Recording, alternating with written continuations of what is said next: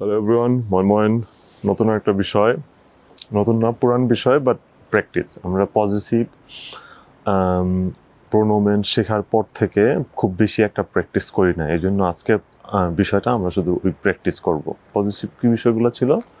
তোমার, আমার, তার, আমাদের, তাদের। ওকে, আমরা আর কোথায় অথবা কি প্র্যাকটিস করতে পারি? খুব সিম্পল কথাবার্তা যেগুলা আমরা দৈনন্দিন জীবনে বলে থাকি, তাই না? সে আমার বন্ধু, এয়ার ইজ মাইন্ড ফ্রেন্ড।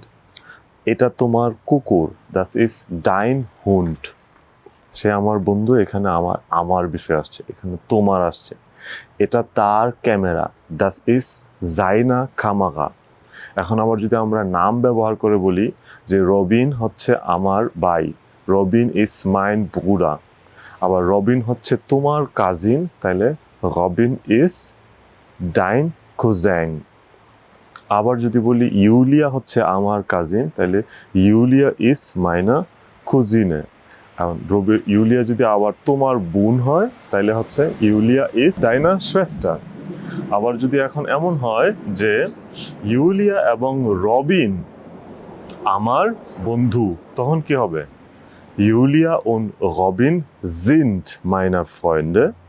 একইভাবে যদি এমন হয় যে ইউলিয়া এবং রবিন তোমারও বন্ধু, তাইলে কি হবে? তাহলে হবে যে ইউলিয়া und Robin sind auch deine Freunde। একইভাবে আবার যদি বলতে চাই যে ইউলিয়া এবং রবিন হচ্ছে তারও বন্ধু, তখন আবার হবে কি? যে ইউলিয়া und Robin sind auch seine Freunde। এখানে auch শব্দটা কেন আনলাম? কারণ একই জিনিস আবারও ব্যবহৃত হচ্ছে অন্যভাবে, যেমন আমারও, তারও, তোমারও। এইটার জন্য হচ্ছে auch শব্দটা আমরা ব্যবহার করব। এখন আরও একটা মজার বিষয় হবে, এখন যদি তারটাকে আমরা আরও এমন করি যে ফিমেল ভার্সনে বলতে চাই যে ইউলিয়া এবং রবিন হচ্ছে তারও বন্ধু, তখন কি হবে? ইউলিয়া und Robin sind auch ihre Freunde। ওকে, ihre Freunde। একইভাবে আমরা এখন যদি কারো নাম বলি যে না, সেদিকে যাব না, সেটা কমপ্লিকেটেড হয়ে যাবে। এই প্র্যাকটিসটা যে আমার বন্ধু তোমার বন্ধু তার বন্ধু, আমার ভাই তোমার ভাই তার ভাই, আমার কাজিন তোমার কাজিন তার কাজিন, এইটা আমাদেরকে বেশি বেশি করে করতে হবে। কারণ এই জায়গায় আমি প্রচুর দুর্বলতা দেখি স্টুডেন্টদের, যে এই প্র্যাকটিসটা যথেষ্ট করা নাই। আমরা শুধু আমার ভার্সনটাতে বলতে পারি, বাট যখনই এর থেকে একটু এদিক সেদিক হয় তখন আমরা আটকে যাই।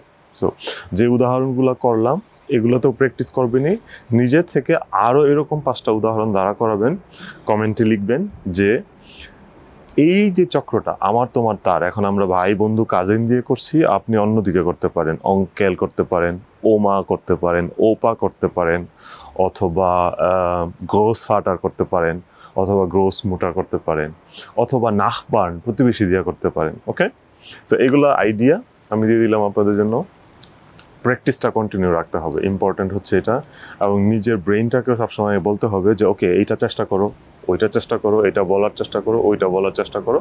এইভাবেই হচ্ছে আমাদের জার্মান ল্যাঙ্গুয়েজের এন্ট্রি চলতে থাকবে, আমাদের দক্ষতা বাড়বে। ওকে, তাহলে ধন্যবাদ ভিডিও দেখার জন্য সবাইকে। জিটুজির পাশে থাকবেন, জিটুজির ভিডিও শেয়ার করবেন। যারা গাইডলাইন টু জার্মানির হচ্ছে সাথে এখনো পরিচিত হয় নাই বাট জার্মান ল্যাঙ্গুয়েজ শিখতে আগ্রহী, তাদেরকে আমাদের ভিডিও শেয়ার করবেন। ওকে, তাহলে দেখা হবে নেক্সট ভিডিওতে। Bye bye.